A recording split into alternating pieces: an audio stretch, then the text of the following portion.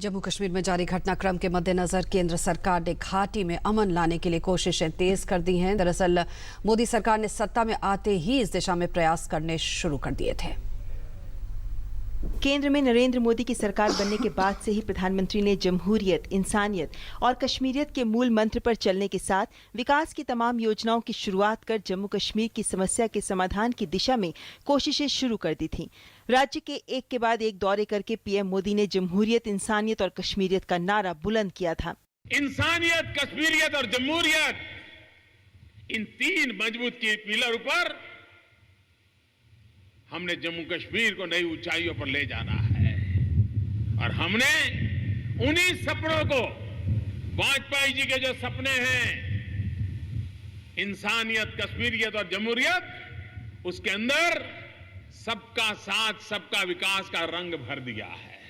बाढ़ जैसी आपदा में लोगों की मदद हो या विशेष पैकेज का ऐलान, पीएम मोदी की सरकार हमेशा जम्मू कश्मीर के हितों पर ध्यान देती रही है। पीएम मोदी के नए विशेष पैकेज के तहत जम्मू कश्मीर को 80,000 करोड़ रुपए की योजनाओं की सौगात भी मिली। हिजबुल कमांडर बुरहान वानी की मौत के बाद राज्य में अशांति का माहौल बन गया। कश्मीर घाटी में हालात सामान्य बनाने और राज्य की जनता तक पहुँचने के लिए ही पिछले महीने केंद्रीय गृह मंत्री राजनाथ सिंह ने कश्मीर घाटी का दौरा करके राजनीतिक दलों के साथ तमाम पक्षों से मुलाकात की। इसके बाद दिल्ली में हुई सर्वदलीय बैठक में भी सभी राजनीतिक दलों ने जम्मू कश्मीर को भारत का अभिन्न अंग बताते हुए वार्ता पर जोर दिया। पीएम ने इस बैठक में जमहूरियत, इंसानियत और कश्मीरियत की बात की और कहा कि उनकी सरकार पूरी तरह से राज्य के लोगों के साथ खड़ी है। उधर सेना प्रमुख दलबीर सिंह भी 2 बार राज्य का दौरा कर हालात को सामान्य बनाने के लिए कोशिशें कर चुके हैं।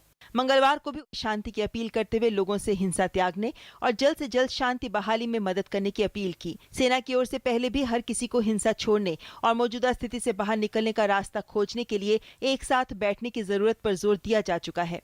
I think we all have to sit down, put our heads together and see if we can find an end to this. I know it's not easy. The situation is difficult, but I think there is nothing else which is the need of the hour. केंद्र सरकार ने भी सुरक्षा बलों को अधिकतम संयम बरतने को कहा है। कश्मीर के मसले पर संसद के दोनों सदनों में हुई बहस में भी सभी दल एकजुट दिखे। दोनों सदनों में पारित प्रस्ताव में कश्मीर की हिंसा पर चिंता जताते हुए कहा गया कि राष्ट्रीय सुरक्षा के साथ कोई समझौता नहीं हो सकता। सदन की ओर से समाज के सभी वर्गों से सामान्य स्थिति बहाल करने के लिए प्रयास करने को कहा गया। वैसे कश्मीर के हालात पर पाकिस्तान की भूमिका भी सवालों के घेरे में है।